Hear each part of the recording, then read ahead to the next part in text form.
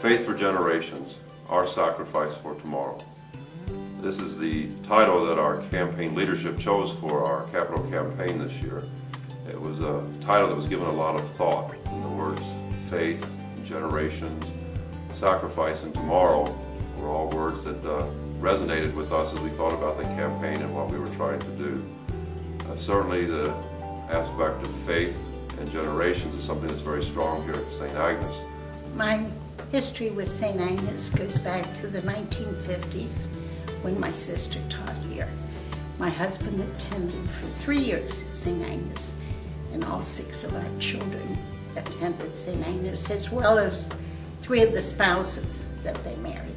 We've been members of the parish for almost 50 years now, both of us. We both grew up here, went to grade school through St. Agnes, and got married here. We have 4 children here, all baptized here, and we're still here. Been a member of St. Agnes Parish for 40 years.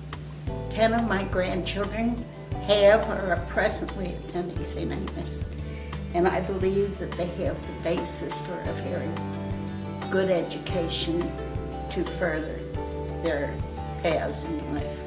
It's interesting and it's exciting to watch, because what I see is it's not a one generation and out. A lot of people are now on their 3rd and sometimes 4th generation of people coming through this school. And that's an exciting thing, because if you think about how transient society is, and if you think about how people move, this is not an area where people move. People stay connected to the school, and they stay connected to this parish. Our parish is 81 years old, and just the sacrifices that so many generations of people have made to make our parish life possible is a great gift to our parish. Faith and generations, but then of course sacrifice and tomorrow is part of our campaign. And I was thinking that we are the tomorrow that previous generations sacrificed for, that they believed in. They were willing to sort of pay it forward, as we say now, as far as trying to make our parish a success and make its ministries a success, particularly our school. A little over 2 years ago, the PTO came to a group of us to look at doing a study on the school. And the intent was really, from the PTO's perspective, to look at it from putting air conditioning on. One of the things that the committee came up with, though, right at the outset was that really we felt like there was a bigger mission at hand. What we changed our mission statement from at the first meeting was, instead of focusing on adding air conditioning to the school, we really changed our focus to creating a healthy environment that was conducive to learning for the children. Well, in educating children, you have to stay a step ahead. There was a picture in one of the classrooms, and it was indicative of most of the classrooms in the school, where you had an outlet on the wall, and out of that outlet there were 2 plugs that came out of it, and they went to a plug-in strip. And what you saw was there were 5 things plugged into the 5 of the 6 outlets. And then in the 6th outlet was another plug that went to another outlet strip.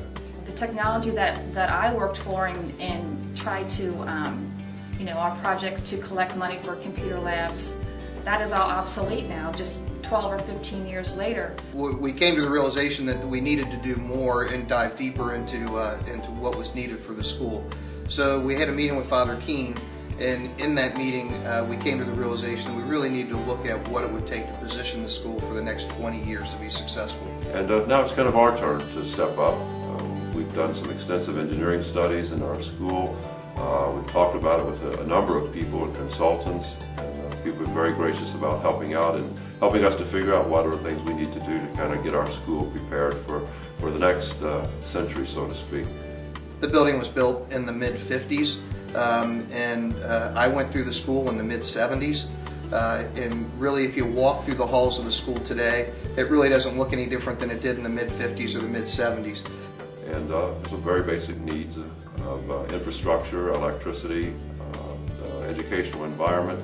I think it's very important, not only our parents paying a lot of tuition, but we as a parish, we pay a lot of money to help the school. And we want all that money to be used well as far as a good educational environment, that we're getting good educational return for the money that all of us are putting into our school. Well, Catholic education is a sacrifice for all of us. We've been through that. But of all the money we've ever spent on education, ourselves and our children, this is the best investment, and our Catholic education, and the St. Agnes especially, it was really built a foundation for us and for our children. And I think that's why we invest in that education. And that's why we will continue to invest in it, whether it's our children or future generations. I'm very thankful to all the educators who helped on my children's path, and to St. Agnes parishioners, past and present generations, who have contributed so that my family, as well as all students, can afford to go to school here. Well, I think it's important for people who are older members of the parish to recognize that this is still our school, it's a part of our parish, and not to think of it as somebody else's children being educated, because I think it's the future of our faith. And if we believe in our faith and want our children to be brought up with that faith as a strong part of their life every day, I don't think there's any better way to do it than at St. Agnes School.